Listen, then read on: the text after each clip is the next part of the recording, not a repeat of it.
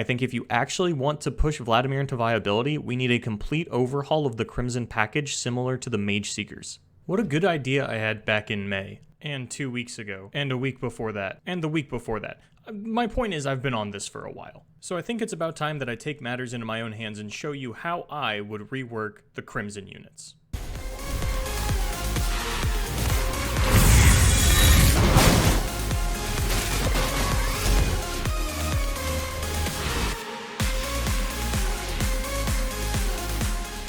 And to clarify what I mean when I say a Mage Seeker level rework, this is patch 0.9.2, so if you waited until Runeterra was officially released, you actually would have never seen the old Mage Seekers. Essentially what they used to do is they were sort of understated units that could discard a spell to gain either power or health equal to the spell's cost, and Investigator was just a pseudo Purify as well, because it only had followers and you just had to cast a spell that turn.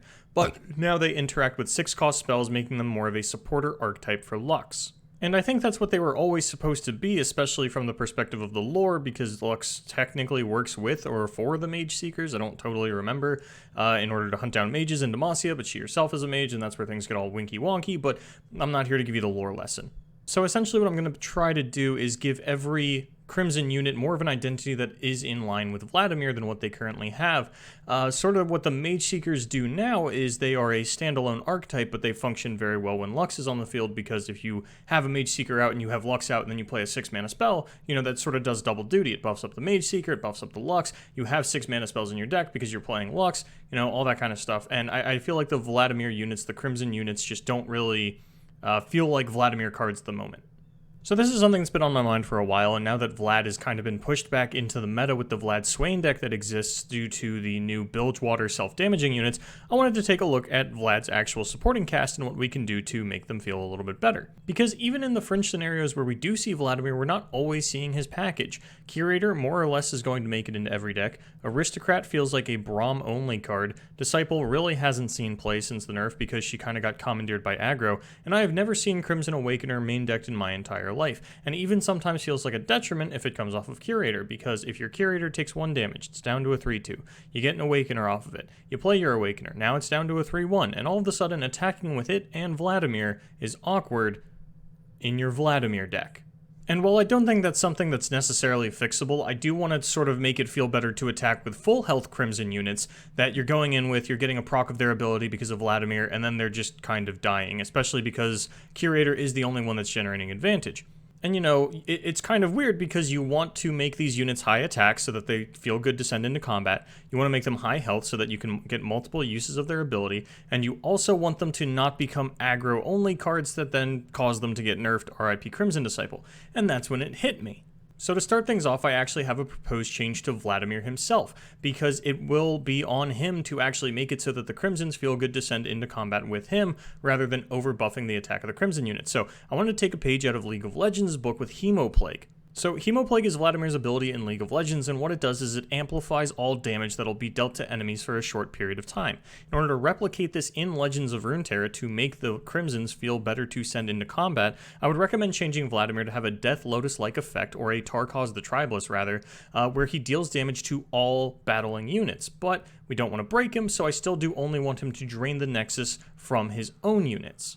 This should make attacking with the Crimsons feel better. It also makes your opponent think about blocking 1 HP units. If you've played Vlad before, you know how much value you can get out of an unblocked 1 HP unit by then going ahead and throwing something like a Take Heart or a Transfusion down onto it, getting that unblocked unit through. So now, you know, previously your opponent would like, oh, let me throw my Omen Hawk in front of this 3-1, and then it doesn't feel as good to use those combat tricks. So it does create a couple more gotcha scenarios, which are something that I am a little bit of a fan of in card games. You know, just a little bit of extra oomph. And tying some of the power into Vlad himself so that we don't overbuff the Crimson units and risk them getting taken to aggro side. So before we actually get into my Crimson reworks, I just do want to touch on a couple of cards that do support Vladimir that I didn't touch, and for that reason, Blood for Blood, this card's just terrible. It doesn't really have an identity, so in order to rework it, I would have to do a complete overhaul and come up with basically an entirely new card, and I just wasn't willing to do that. Legion Veteran is basically an honorary Crimson unit, and I kept kind of wanting to give this ability to one of the other Crimsons, but I didn't, and I couldn't, and maybe you make him Crimson Legion Veteran, but I mean, at the same time, you know, it's just a card that I didn't feel like needed any adjustments. It's actually really good for the Vladimir decks. Transfusion is a card that I wanted to touch, but since it's so core to Vladimir's identity because it is Vlad's spell, it was a little bit hard, and honestly, at the end of the day, I think this card just got power creeped. Sharp Sight exists, Pale Cascade exists. Sharp Sight especially pisses me off because it has the upside of being able to block elusives, and Transfusion, sure, deal 1 to an ally is supposed to be an upside in Vladimir decks, but it is generically a downside, and you're not always going to find situations in a Vladimir deck where it is an upside, so I think Transfusion just kind of needs a slight overhaul, and once again, something that was a little bit more work than I was willing to put into this because I wanted to focus on the Crimson units, and there's so much outside of them that have issues, but those are the 4 that I wanted to focus on. So let's get into my actual Crimsons. Being that these are supporting cards, I had to pick which side of the Vlad do I want to support with only 4 units available.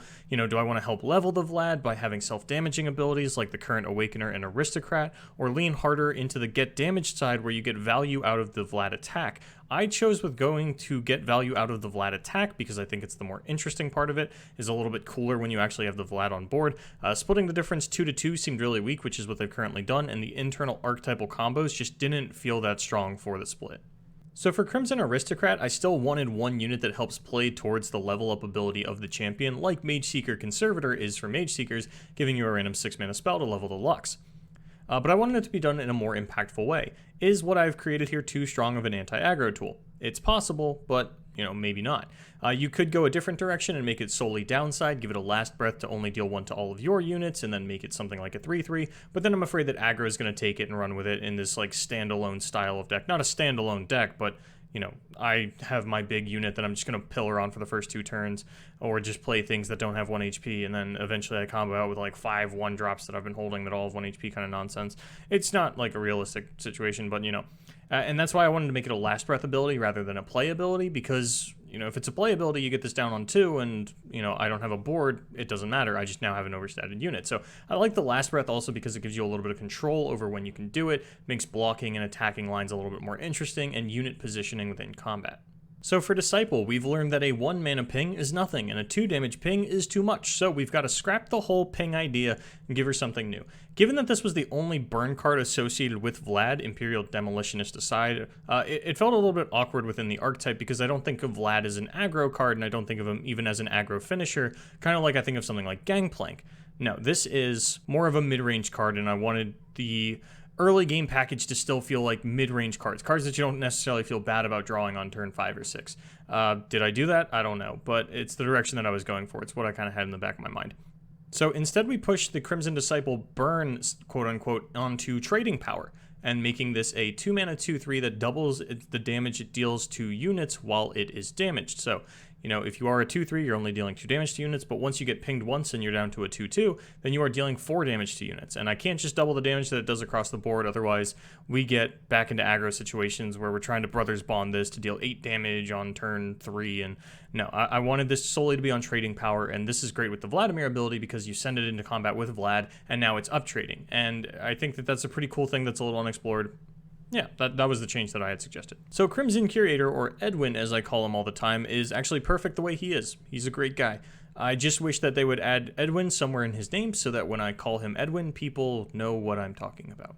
So Awakener actually took me a really long time. I wanted to put a support unit in the Crimson package because it's something that we already see in Noxus, and I think sending supporters in alongside Vlad sounds really cool, but at the end of the day, I couldn't figure out how to make a supporter that still feels like a Crimson unit, so this is what I got instead. And I don't think this is necessarily out of the realm of possibility. I don't think this is super playable outside of a Vladimir deck or a Battle Scars deck, which will probably be a Vladimir deck, and yeah, you get to go wide on board, and suddenly with leveled Vlad, the way that I have it set up with Hemoplague, yeah, you're probably getting a lot of trading power, but I don't think that having Crimson Awakener, Vladimir, and then other units to trade is necessarily even as powerful as just Swain Leviathan, or at least in Zenith Blade, so I think that it actually falls pretty well within the parameters of what is fair in Legends of Runeterra. But yeah, this is the change that I came up with Crimson Awakener. Maybe it's undercosted because we do see Neverglade Collector as a 5-mana card. I'm not really here to debate that. I just kind of wanted to show off my cool ideas for the Crimson package because this is something that I've been thinking about and passionate about for quite a few weeks and months at this point. I just kind of wanted to get it all down on video and share it with you guys. Anyway, Riot, that one's a freebie. You can take those, you can draw inspiration from them. You don't even have to credit me. It's totally fine. You take those, you just keep me in mind for later next time you need help balancing an archetype. So until next time, everybody, my name is Boulevard, and good luck in your tournaments. even though this has nothing to do with tournaments whatsoever. Don't play Vlad Swain in tournament. There are so many better Bilgewater Noxus combinations. Don't do it to yourself. I want to see you succeed.